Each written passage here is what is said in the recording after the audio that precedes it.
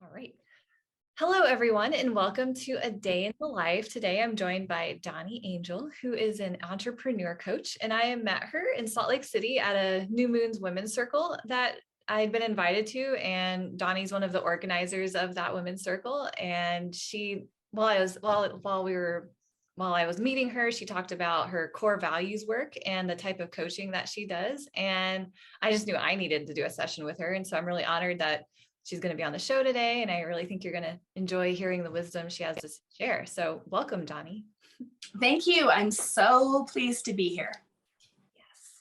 So just starting off, how do you get to where you are now? Wow, that's a big question. Big question. My background as a child, I was just so voraciously curious. I read everything I could get my hands on, particularly about human behavior, astrology, but a lot of things about having your own business. My dad is an entrepreneur. Most of my siblings are entrepreneurs. And my grandpa was also an entrepreneur. And I was very, very young when I got interested in working for myself. I am a lover of freedom, and I don't do well with people telling me what to do. So I did lots of studying growing up. And then in my 20s, I actually worked as a speaker trainer for the Junior Miss pageant program here in Utah. And I would work with the girls on self-esteem and self-confidence. And that really started my career.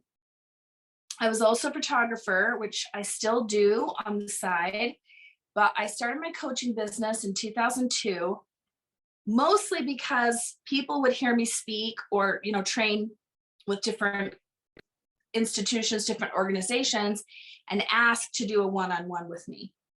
So it started very, very organically.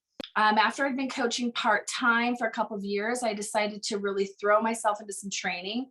So I did a lot of different trainings all over to be a business coach and a relationship coach. And at this point, I would say 80% of my business is probably entrepreneurial coaching. That's really my passion. And that seems to be what just keeps showing up. So. Yeah. So could you speak more a little bit about kind of what you offer in your coaching services? Well, my tagline is, are you ready to launch your purpose? So I'm really passionate about working with people who have a deep desire to be their piece of the puzzle in this world. I work with a lot of mission-based businesses. And I do also do business trainings and go into businesses and do trainings. But a lot of my business is one-on-ones and workshops and retreats that I host myself. So what I tend to focus on is the person who is currently in a job and or doing their own business kind of more like on the side, and they want to do that full time, make a full living at it. So I do a lot of the very practical, logistical, structural work, helping people with their websites. I don't do the website, but I'm an expert on websites, something I've studied for the last 12 years. And so, help them design them. I do a lot of branding with people, really getting very practical. How are you going to launch this business in the world? But I also do a lot of the removing blocks and obstacles work with people.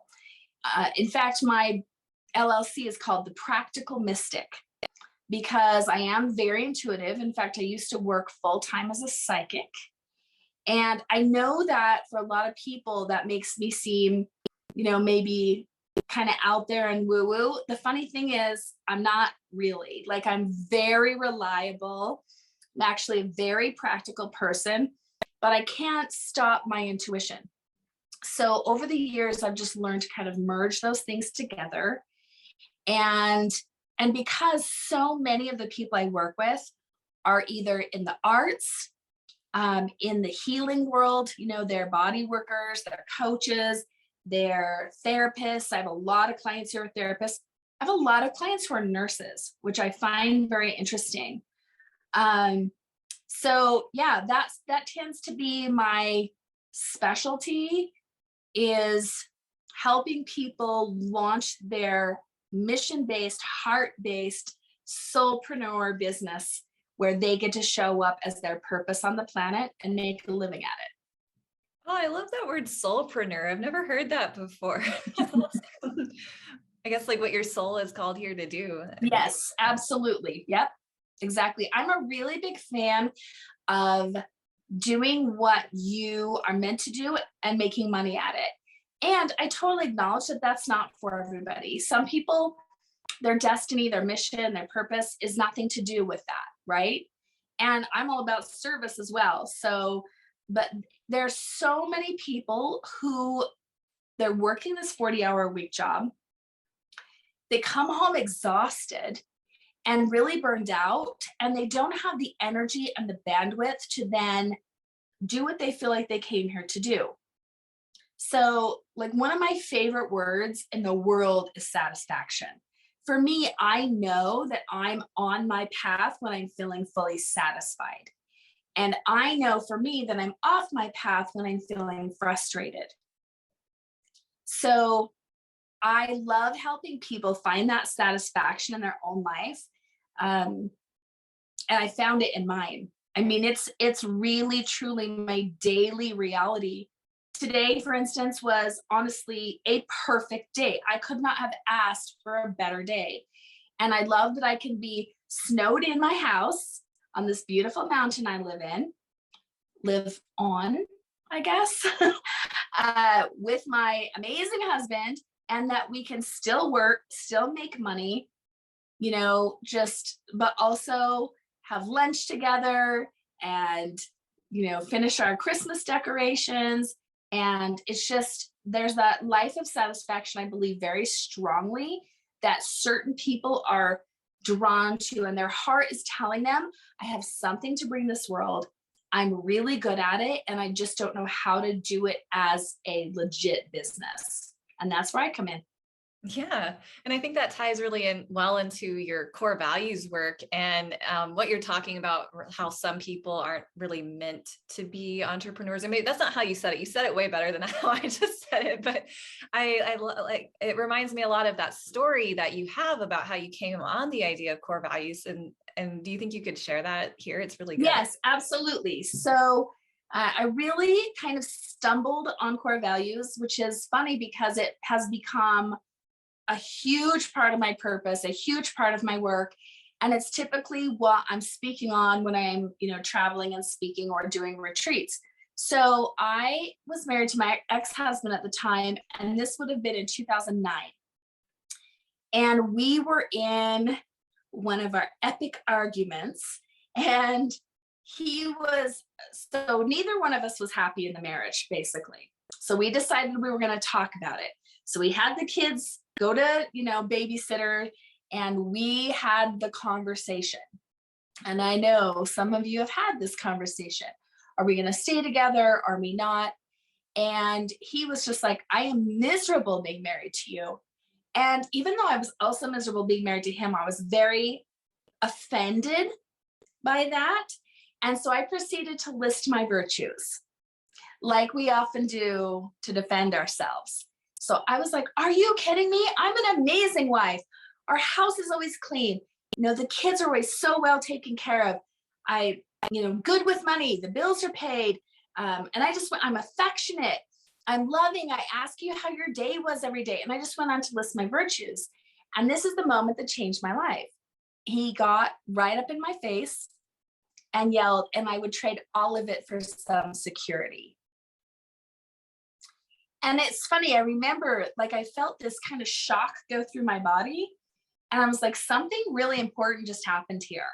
But we continued, the fight. And he proceeded, when I said, well, I don't want to be married to you either. And he proceeded to list his virtues. I'm a great provider. I make sure we always have everything taken care of. We have plenty of money in savings, no debt. And I said, and I would trade all of that for some connection. So the next day, when things had calmed down, I said, when you said you would trade all of that for some security, what do you mean by security? And that really is the golden question when you're talking about core values, because anybody could say a word, stability, balance, play, fun. But what do they mean specifically when they use that word? And so he said, well, first and foremost, I need you to work a W-2 job. And that's when I knew there was no way that marriage was going to last forever. I mean, I consider myself to be psychologically unemployable. I do not believe in authority. I work when I work. I am completely in charge of my own schedule and always will be. Anytime in my life, whether it was school or parents or church or a job, when someone tried to tell me what to do, it went so epically bad. And plus, entrepreneurship is my passion. I started my first business when I was 7 years old. So him saying that, I just knew. And he went on to say a bunch of other things that showed me that we were not a match. And it was interesting too, because he was actually not interested in hearing about my core values. He was not interested. He didn't ask me that question, well, what did you mean by connection?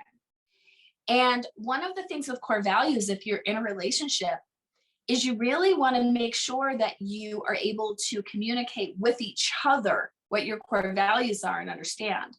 So from that place, I was completely on my own doing this, but I started observing my life and studying, what is it I truly care about? What holds meaning for me? What do I choose above anything else? And I really thought connection was my number one. It's what I was known for. I'm a Gemini. And I love people and I have a lot of friends and I just know I know thousands of people. Literally, I know thousands of people. But as I observed my own life and I noticed that there was only one thing I chose over connection, and that was workability. And what I mean by workability is order, flow, organization, basically my life working, my schedule. I would get so unwell if anything would mess up my schedule. And, of course, the shadow of that is I was kind of a control freak and actually had OCD pretty bad in my 20s and 30s. But the light of that is my house is always clean, my bills are always paid, and I'm always on time. But it was interesting because for a long time when I thought connection was my number one, and this, of course, was when I was still married to my ex-husband, my friend said to me, and I wanted to punch him in the face, he said, if connection was your number one, you wouldn't still be married to this guy. And that was so true. And even now, being very happily married to my husband, Gideon, if he comes home, say he comes home from somewhere and I'm in the middle of doing the dishes or doing a project and he tries to connect with me, I'm like, hold on a second. I got to finish what I'm doing. Okay, now that's taken care of. Okay, loves, hugs, kisses. And he just knows that now. He doesn't interrupt me. He'll wait till I'm done doing something, and then he knows I'll come to him for connection. Yeah. So when I started to see how deep it went, and I started to see the realities of, in my marriage with Gideon, understanding his core values, him understanding my core values, the whole world just exploded for me. I was like, this could change everything. This could change parenting. This could change work, with your coworkers, your managers, your bosses. I mean, understanding yourself is huge. Then having the bandwidth to understand others is life-changing. So that is the long answer to your question of how I discovered core values. And it just keeps the work, it's been 12 years now. It just keeps deepening and deepening. Yeah. And you do a lot with that. Like you do workshops and coaching on that. And it is really empowering to become self-aware of that kind of thing. And you can just recognize that. And then I guess it gives you the words to express it to other people. Absolutely. And it gives you the words to express it to yourself. When I go in and I work with a team in an office somewhere, and I have one coming up, I'm going to be working with 12 people in a sales team. Can you imagine the benefit of not just those people understanding their own core values, but now they understand the whole team's core values? So for instance, like in a work scenario, oh, Bob in HR, his number one core value is acknowledgement, and his manager knows that. Hey, Bob, thank you for everything you do. We appreciate you so much. That was phenomenal how you took care of that problem. That's a person that's now going to stay at that job.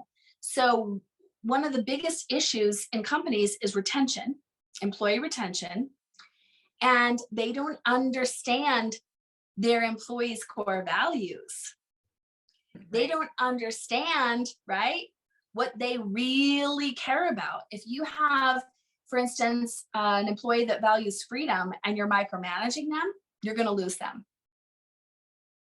So it's massive in the workplace, but where I get most excited about it is in marriages and then parents and children.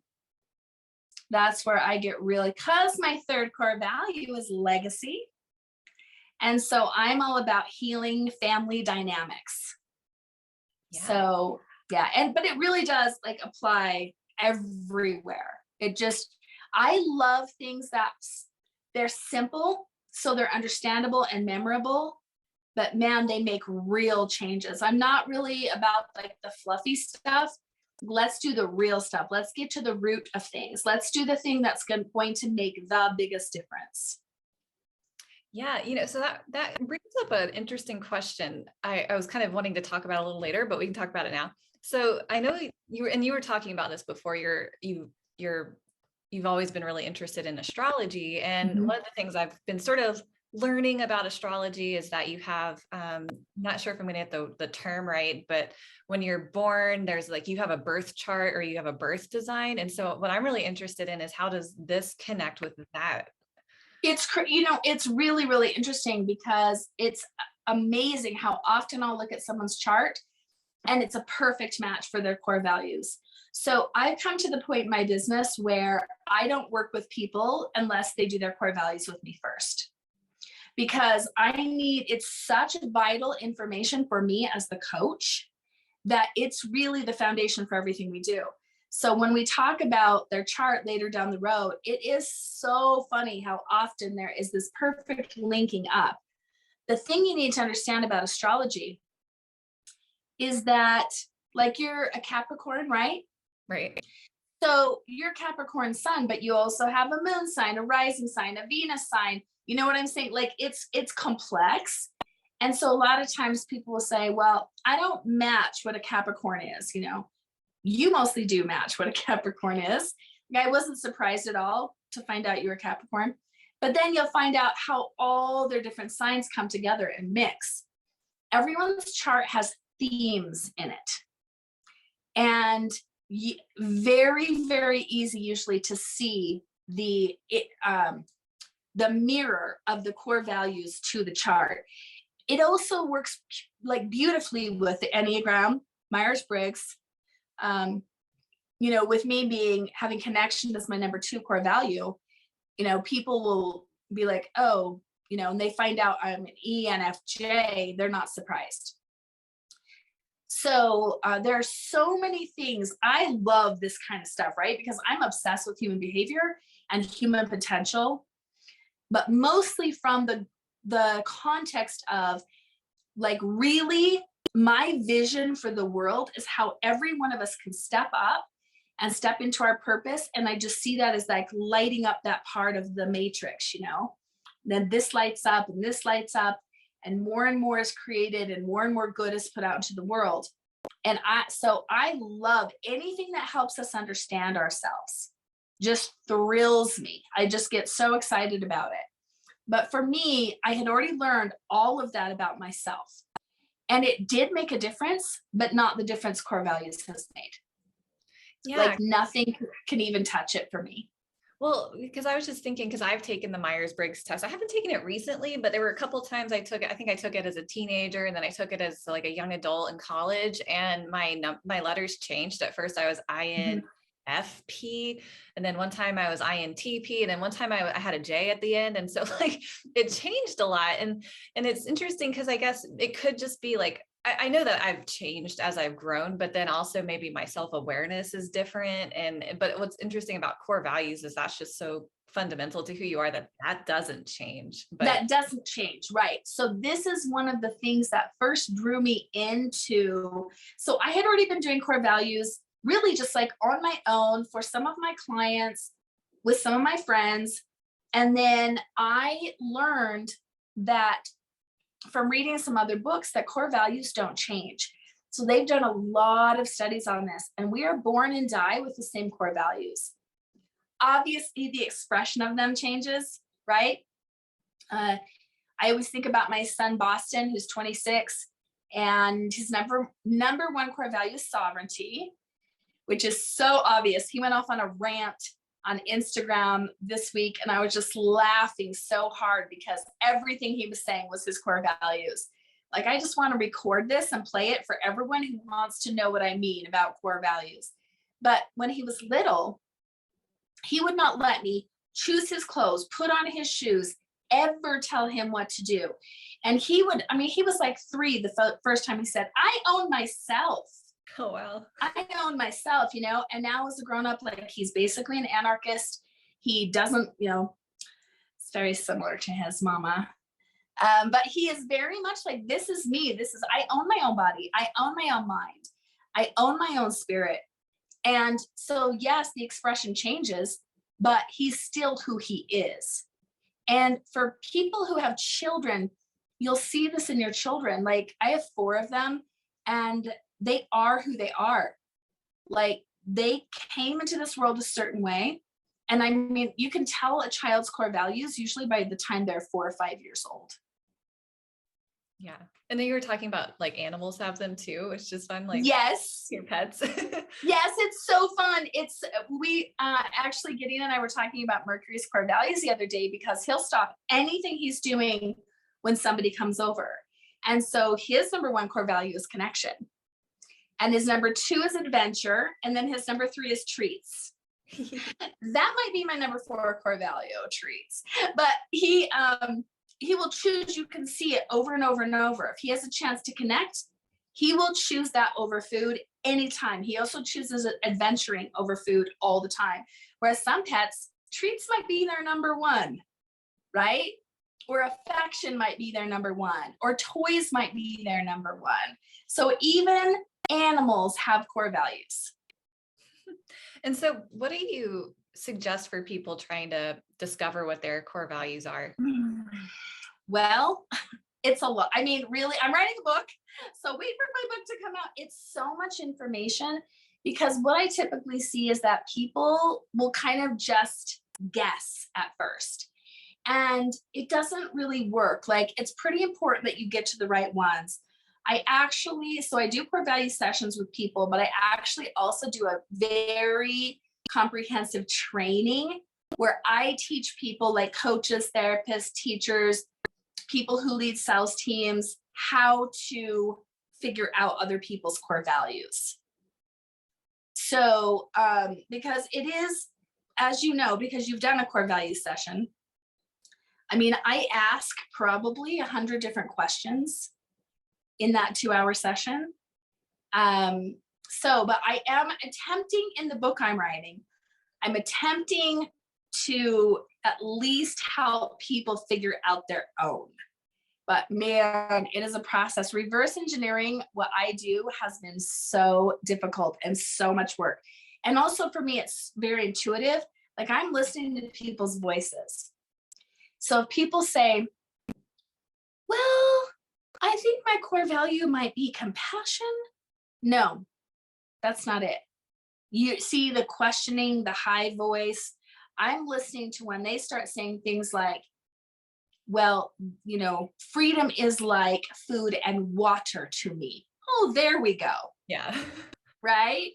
Or my son, a different son, and order is his number 1. And he's like, if there's not order, I can't function at all. Okay, there's one. So, I'm really listening for their tone of voice. I'm looking at their body language. I am asking all sorts of questions to make sure we get to the correct ones. because once you have them dialed in and you know what you mean by those words, they really become a compass for your whole life. So it's super important to get to the right ones. Yeah, that makes sense. Well, speaking of intuition, I was kind of curious on going back to your past life as a psychic. I have always been kind of curious, like, what does a psychic do? What did you do as a, what was that like? You know what's funny? I did something very similar to what I do now, as far as people would come to me with their breakdowns and their problems. And I always have done, strategy and practical things as well. But I'll tell you, for me, I mean, it's kind of hard to explain. So I have clairvoyance. I have all the clairs, but clairvoyance is my main one. So I will get images in my head, and a lot of times they'll come and go, but the ones that stick, I will bring them up. And they're like hints, because you still have to interpret them. But for me, and I would tell people this, I didn't pretend to be magic in any way. I would be like, I am highly trained and honed in on my listening skills. So just what I just said about core values, that's what I was doing. I was listening for voice changes, breath. I was watching for micro expressions, body language. And again, I would tell people this straight off the bat. I'm just helping people get to their own subconscious. I think really the shift for me going more into coaching was I did not enjoy the sessions where people are like, am I going to end up with this guy? I'm like, who gives a shit? Like, I don't care about any of that. I want to, but okay, but I would find myself in these sessions. Okay, but who cares about that guy? What about your purpose? What do you want to do with your life? And so the coaching became a bigger and bigger part of it, partly because of just what a huge passion it is of mine.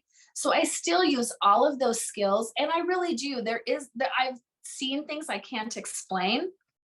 For instance, I had a brand new client, didn't know anything about her first name.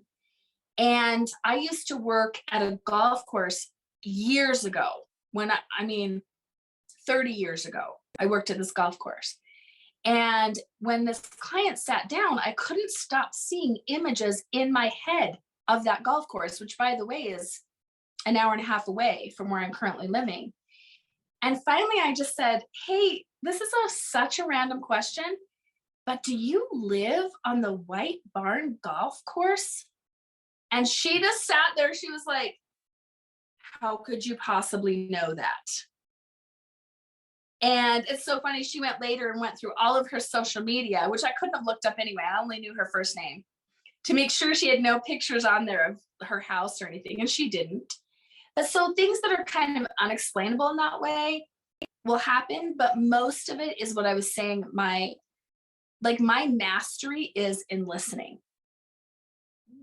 I'm listening on like 12 different levels at once. Yeah. And when you say you're trained, did you was there some kind of school, psychic school, or so no, I mean, as far as the psychic stuff, the trainings I went through were all about coaching and human behavior and human nature and psychology, but the psychic stuff was basically practice. I was born very intuitive. My family is like that. I come from a family of witches. So it was a very normal part of my life. When I was a child growing up, the neighborhood kids would call me a witch, and it's just sort of who I am. But the practice of it, you start to see patterns. You really do, like, oh, every time a person's voice goes up, they're lying to themselves. And I mean, your breath does a certain thing, your cadence does a certain thing. We are really, like, I kind of became a human lie detector in a way. But what I'm looking for is what is true for that person. And when somebody starts to talk about something that really matters to them, or they're really passionate about it, everything changes. Their whole energy changes, their body language, everything. And it's so fun. And like, there it is. Right? There it is. We're just too close to our own stuff. And that's why having a facilitator helps a ton. Totally. So I guess I'm in a way, I'm similar to a therapist, but I'm not looking to process the stories over and over. I'm looking to create what you actually want in life. Yeah. And sure, if we have to process a story here and there to move that block, I'm happy to do that. And I'm very, very good at that. But I'm all about the creative. I'm all about the creation of what you're doing in the world. Yeah, that's cool. One thing I was curious about when you were talking earlier is and going back to that family thing, I'm the first person in like 4 generations not to become a nurse in my family. And you were talking about how you work with a lot of nurses. And I'm kind of like, well, what do nurses come to you for? I'm just curious. Do you know what? That is such a good question. And it took me a long time to realize what was happening. So one thing that happens with nursing is they're healers. Nurses are healers, right? And so nursing is a very, very, very exhausting job, especially recently. So they will get burned out, but they have such a deep desire to help. So a lot of times nurses come to me to help them transition away from working in the way they are, like for a hospital or something, and figuring out what they can do with those same desires, those same core values of like service and healing and, support. So I've helped many, many, many nurses transition into either working for like private clinics, or even like I'm helping a nurse right now transition from being a nurse for a very long time into writing children's books, where she can still show up for people and be that loving, compassionate person. But yeah, so I think nurses are drawn to me because they're healers. Mm-hmm. That's really cool. My mom is a nurse who also is writing some children's books. So it's like, oh, she'd be. Oh, how fun is that? Yeah. That's cool. Yeah. I mean, I think if you have that love of children and that's something you do, I think it does like segue really well. Yes. It's amazing what people are already doing usually is a beautiful segue into what they want to be doing even more. And they will use those same skills. I'm actually really big on that. I'm really big on like, what is your skill set? What have you spent your life learning? Let's use that. Right? Yeah, like take the experiences you've had. They have a purpose, they've been good you've had them for a reason. And so exactly. Even if it's just now you know what not to do and what does not bring you joy. Well, that's really good information. Right. Yeah.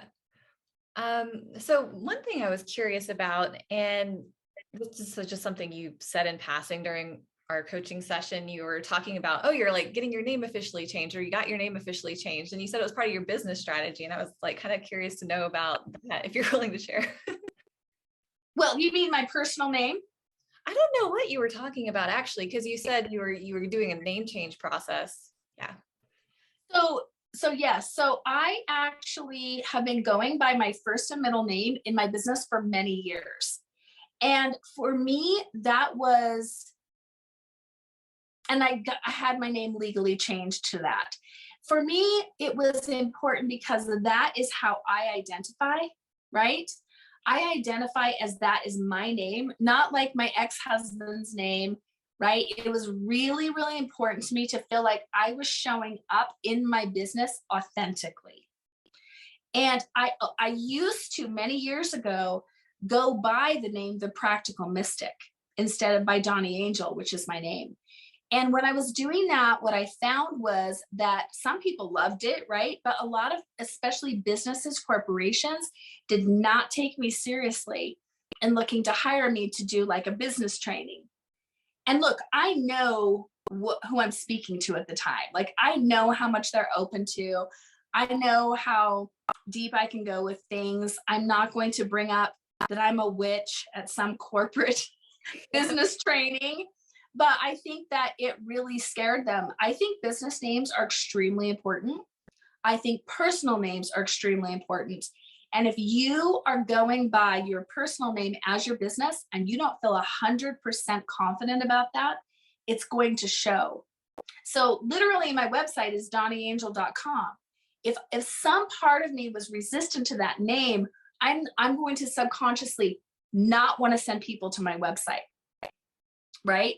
I'm not going to want to fully claim what I'm doing if I'm not fully comfortable with the name. So whether it's your name or whether it's your business name or both, it's very, very important that there not be any weird hangups about it, like having your ex-husband's last name, Yeah. if that doesn't feel completely right to you. No, that makes a lot of sense. Like I've been having angst about I changed my last name when I got married. Well, I added my married name to my maiden name, and I'm like, it's a really hard name to pronounce. I don't even know how to say your last name. Yeah. How do you say it? It's Shia. And when my husband proposed to me, I was like, I don't even know how to say your last name. Like it was a hang up for me. But I don't know. It was important to me for like the family unity idea. And so I did like change it, but I was also like, I don't want to completely change it either. So I want to like have my old last name because it's easier. But yeah, that's something I'm kind of working through, is like kind of being used to having a kind of hard to pronounce last name because it's always been easy. Well, yes. And in your business though, you know, knowing what that would be a very hard one to have a business around. Mm-hmm. Right? But that's not the name of your business. True. So that's where it matters, is if you're putting it out, it's one thing for the people close to you. So I actually do have the same last name as my husband. Our last name is Maxfield, and it's a common last name of both of ours. That's a long story. We're actually related generations back. So when we got married, we took on our common last name. It's very meaningful to us. But he is a very successful photographer and videographer. And so he still goes by Gideon Kai, which is his first and middle name. And I go by Dawni Angel, which is my first and middle name. So we didn't change our businesses at all. We left those completely alone. So yes, our families can know us by, you know, Gideon and Dawni Maxfield, but for our business, it didn't change. And we both feel so strong and so good and so confident about those names. And so it just allows for that flow. Yeah. I'm really glad I asked that question. I was like, I don't know why I wanted to ask it, but I did. And now I'm glad I did. That's really cool. Yeah. So yeah, talking about your husband, how did y'all meet? We met on Facebook, and we were actually friends for quite a while. He's much, much younger than I am. Okay, I'm gonna see if I'm gonna change the lighting here for a minute because it's getting dark. Ooh, there we go. That's better.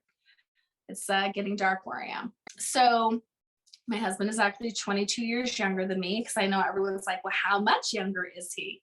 So yes, my husband's 30 years old and I'm 52. And we are the most epic couple ever, actually. We have so much in common. I always tell people, like, he's not a normal 30-year-old. If you talk to him for 5 minutes, you'd see what I mean. He's so deep and he's so wise, and he helps me a ton with my business. He does all my technology. I always tease my friends my age, like, go get yourself a nice 30-year-old husband. He'll do all your technology.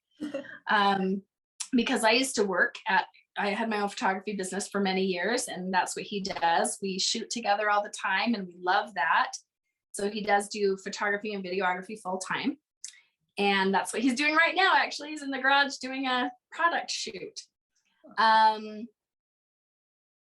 We really are just, he's my best friend. And I used to hate it when people would say that. I'd be like, okay, whatever. But truly, he's like everything to me. We just have the most amazing life, and I just can't imagine being with anyone else. So the second I met him, I quit looking.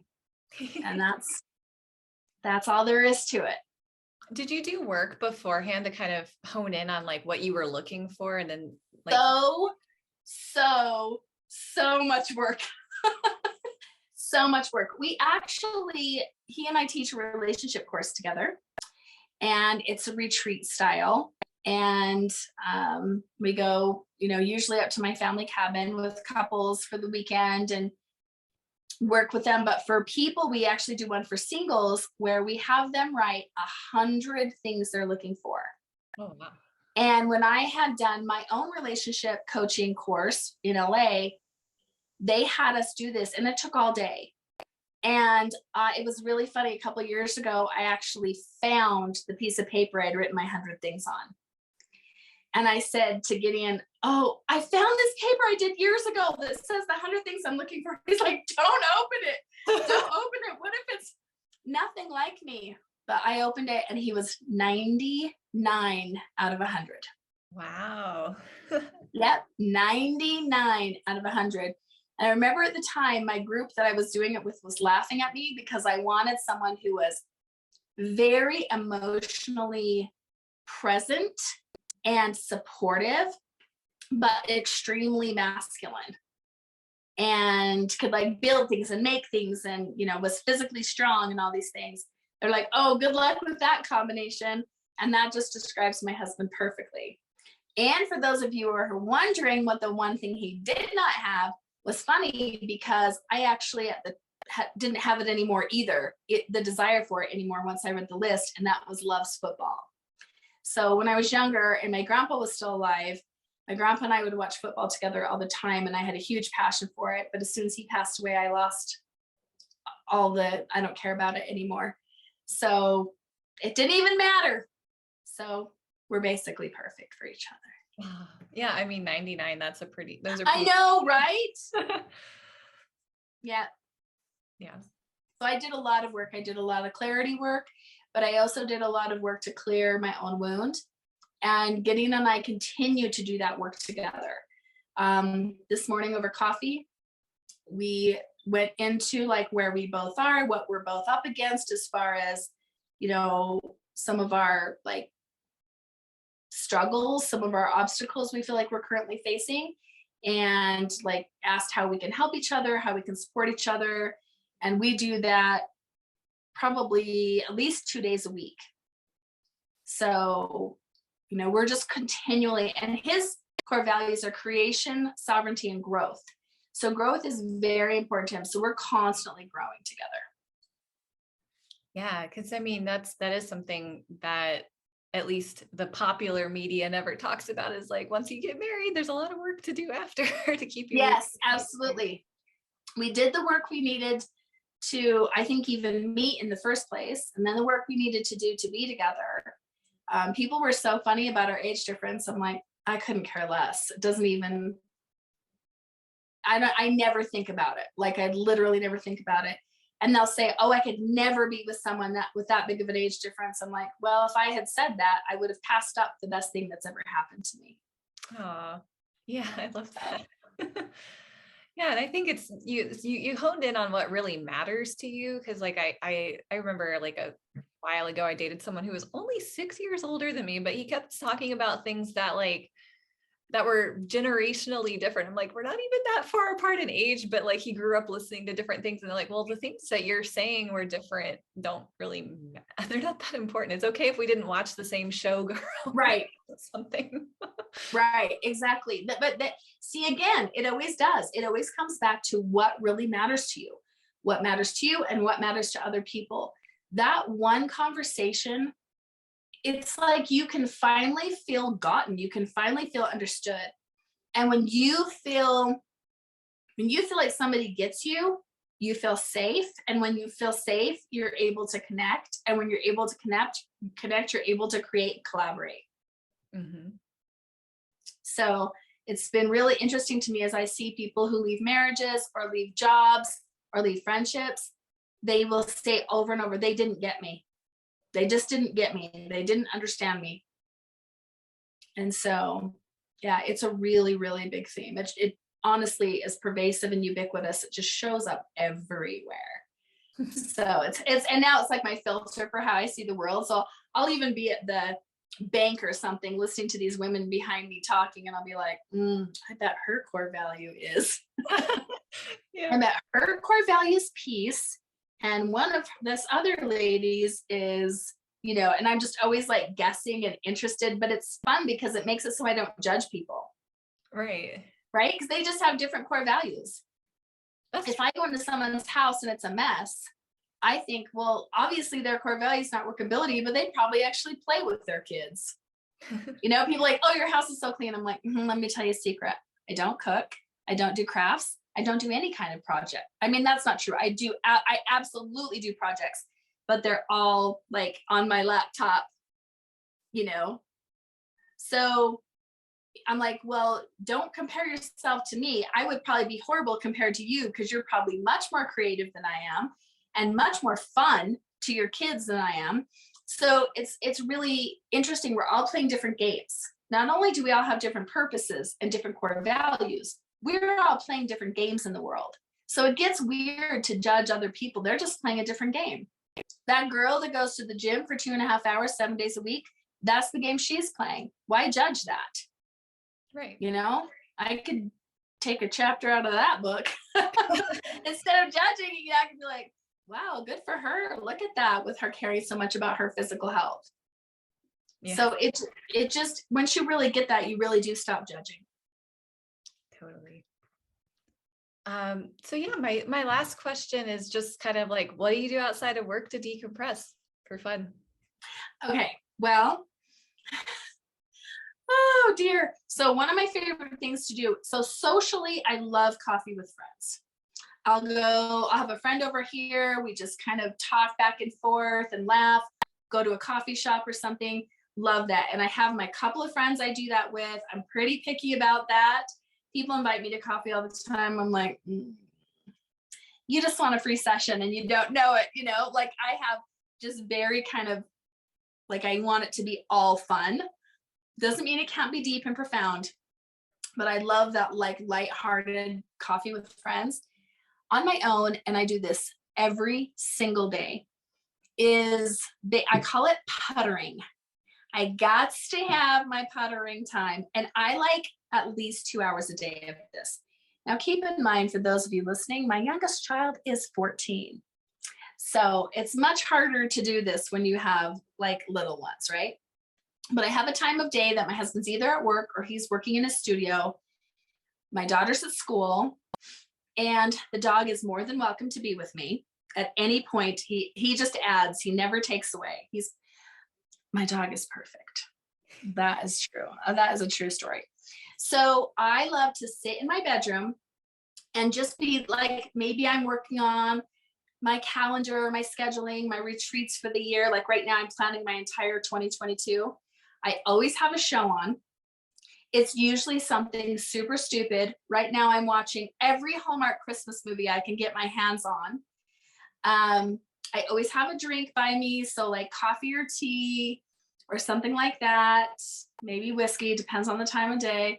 But I just love vegging.